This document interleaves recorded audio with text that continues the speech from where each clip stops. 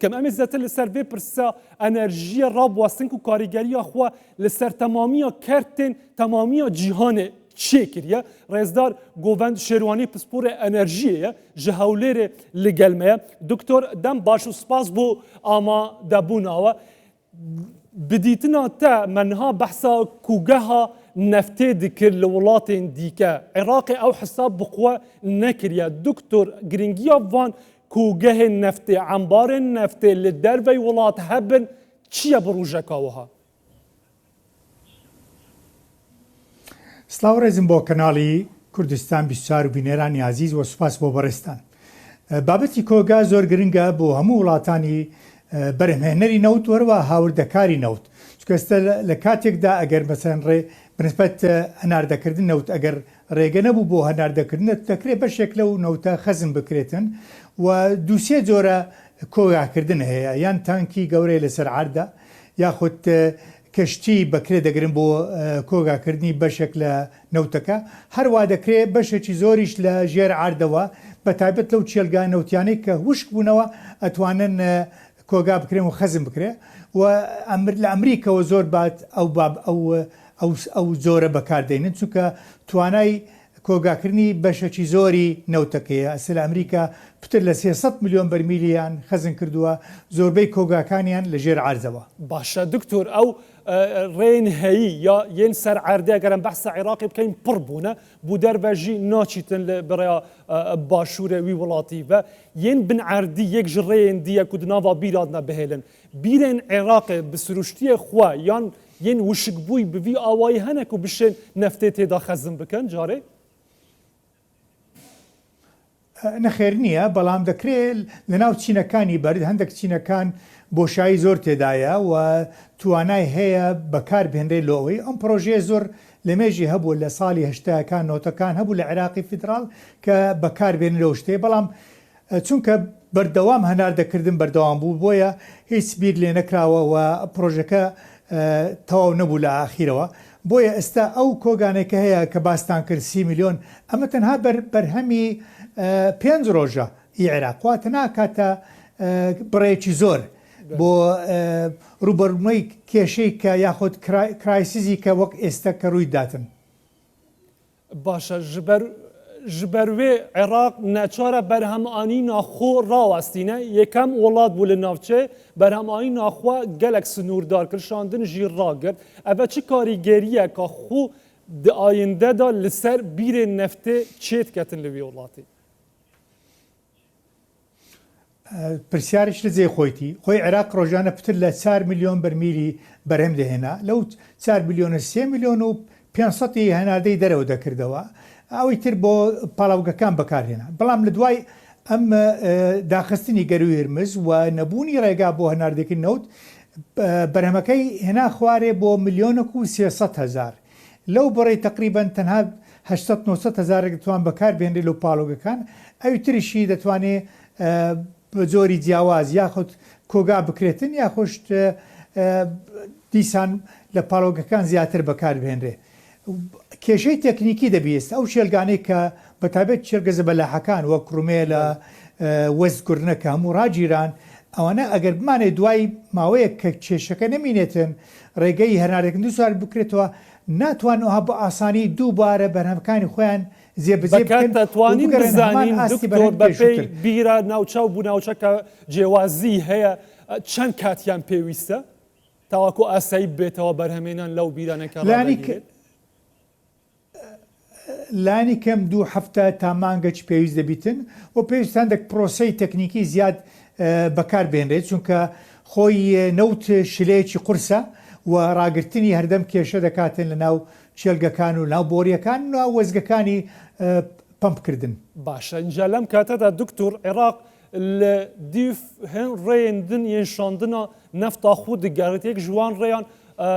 بۆریا کوردستانەیە و بوو جەیهان دچیتن دەگوت و بێژاندەیە لەگەل حکوومەتە هەرێما کوردستانê بدیتنا te behsa rêya baniyaz jî kiriye Iraqê di lêkolînêdayê bidîtina te di vî wextî de Iraq dikarî çi bike ji bo ku xwe rizgar biketin ji ziyanên berwê dikevin ji ber neşandina neftê bi rêya Hormuz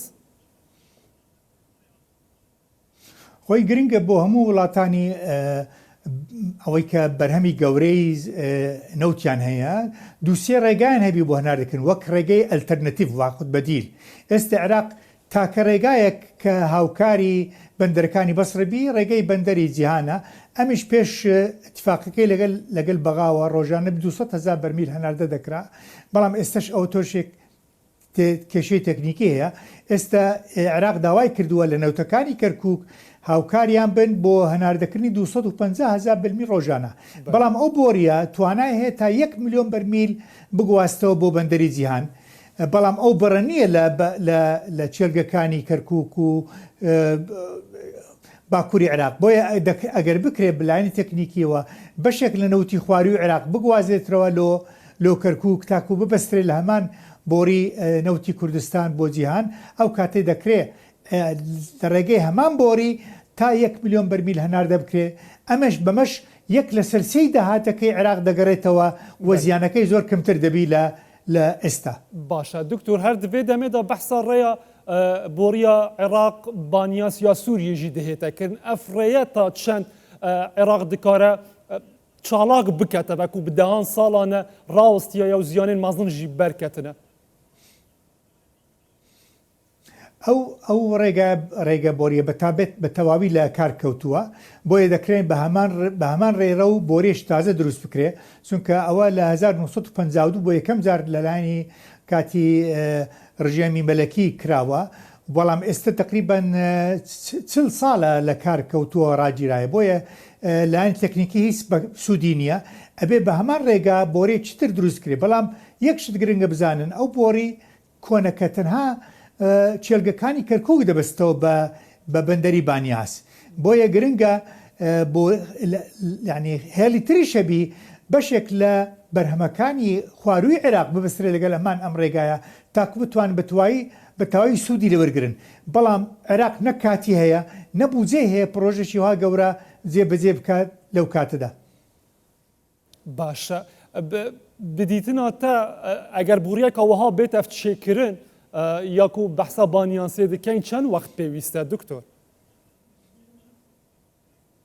لانی کەم 3 ساڵی پێویستە و تێچۆکەشی نزیکەی 7-8 میلیارد دۆلارە، بەڵام لانی تەنسیق و تەرتیباتیش پێویستە گەل لایەنی سووری، چونکە ناوچەکانی سووریا تا ماوەی نێزیک هیچ سەقامگیری و ئاسایش و ئارامی تێدا نەبوو، چونکە دووسێ لایەنی جیاجیا زاڵ بوون بەسەر پارچەی جیاجیایی وڵاتی سووریا. بەڵام ئێستا ئەگەر سەقامگیری و ئاسایش ئارام بیتن لە سووریا، ئەم بەشێک لە کێشەکە عەل دەبیتن. ئەوی تر دەمێنێت لانی تەکنیکی و لانی داراییە عێراق پێویستە بوزەشی باش تەرخام کرێت، چونکە بەڕاستی ئەم ڕێگایە زۆر باشە، چونکە ڕێگای کورتتریشە لە ڕێگەی بەندەری جیهان، بە تایبەت ئەگەر مەبەستبی بۆ گەیاندنی نەوتی کەرکووک بۆ بازارەکانی وەک بازارانی ئۆروپا. دکتۆر حتاکو نەقەومی بەشەکە وڵاتên ناوچەیە دناوەواندا عێراق نەڕابوونە سەر پێن خوا حسابە ڕوژەکەوەها نەکردبوو بدیتنەوە دکارن چاوە سوودێ ژڤان ئالوزیên نوکە ببینن وەکو ڕێیەک وەکو پرۆژەیەک وەکو حسابێک بوو پێشە ڕوژێ بکەن ji bo ku تووشی وان قەیرانان نەهێن. بەتاکید ئەمەش خراپی پلاندانانە، نەبوونی پلاندانانە، نەبوونی دیدگای ڕۆیەکی ئایندە نییە لە بەڕێوەبردننی کەرتینەوتەوە. ئێستا وڵاتێکی وەک سعودیە بۆ خۆی بۆرێکی احتیاتی هەبوو کە ڕۆژهەلات و ڕۆژ ئاوای سعودی دەبەستەوە بە توانای پتر لە 5 ملیۆن بەرمیل ڕۆژانە، بۆیە ئەگەر ڕێی کەندا و بگیرێ 100% ئەو ڕێگاکی بەدیلی هەیە کە دەتوانی نیوەی بەرهەمی خۆی بگەینتەوە دەریای سوور و هیچ کێشەی نامینێ بۆ هەناردەکردن. هەمان شێواز وڵاتی ئیمارات بیری کردەوە، بەڵام عێراق جێداخە هەرچەندە ئەم بیرۆکانە زۆر قورسنینە و پێشتریش هەبووە، دەبایە زۆر بەجددی کار لەسەر بکرێ و ئەم داهاتە گەورەی ساڵانی ڕابردوو تەرخان بکرێتن. یەکەم بۆ نۆژەکردنی بۆری جیهان کە پێشتر 2 بۆری بۆ تەنها 1 بۆری کار دەکا و مەجال هەبوو نەفتە زیاترش بگواستەوە. وەرەوها دووبارە دروستکردنی بۆرێشتر چ بۆ سۆریا چ بۆ بەرەگەی ئوردنیشەوە. زۆر سپاس ڕێزدار دکتۆر گۆڤەند شێوانی پسپورێ وارێ ئەنەرژیە ژی هەولێرێ لەگەڵمە بوون ماندوو نەبن.